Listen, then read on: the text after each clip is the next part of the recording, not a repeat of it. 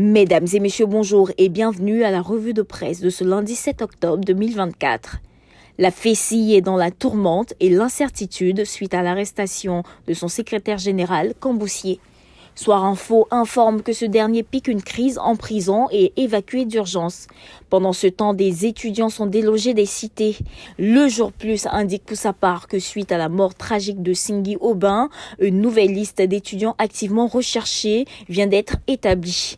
Toujours sur la Fessie, l'avenir à travers un dossier grandeur nature fait ressortir toute vilenie de cette structure. Vol, viol, raquettes, drogue et meurtres constituent l'apanage de la Fessie. Et pour le confrère, la Fessie est le désespoir d'une lutte. Le président de la République, son Excellence Alassane Ouattara, ne chôme pas sur les bords de la Seine. Selon Fraternité Matin, le chef de l'État a pris part au sommet de la francophonie et au dîner offert par Emmanuel Macron. Le journal dévoile les engagements de Paris en Côte d'Ivoire. L'Inter qui ouvre avec cette actualité révèle qu'à la faveur du 19e sommet de la francophonie, des vérités jamais dites sur l'usage du français. Le politologue Geoffroy-Julien Kouao interpelle les autorités ivoiriennes. Le week-end fut marqué par diverses activités politiques de la part du RHDP, le mandat relativement à la révision de la liste électorale et la mobilisation des militants de base affichent que le RHDP dompte le terrain. Et le journal illustre par des activités du parti au pouvoir dont le Gontougo, le Lodjibois et le Bélier.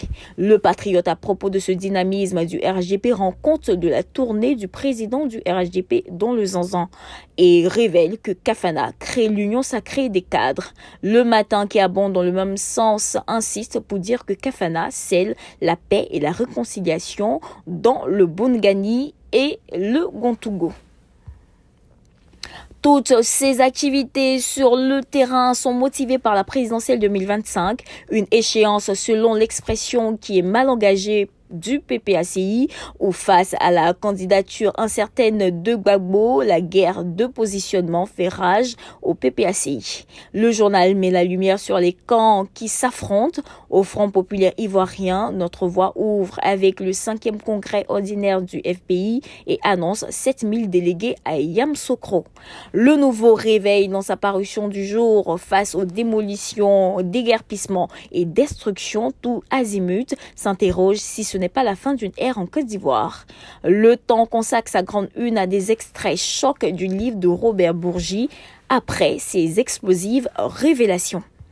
Terminons à l'international avec l'Inter qui nous conduit au Ghana où la fin des 3 jours de manifestation contre les mines d'or illégales est arrivée à expiration. Mesdames et messieurs, voici ainsi égrené l'essentiel de l'actualité. Nous vous donnons rendez-vous demain, même heure, même canal. D'ici là, portez-vous bien.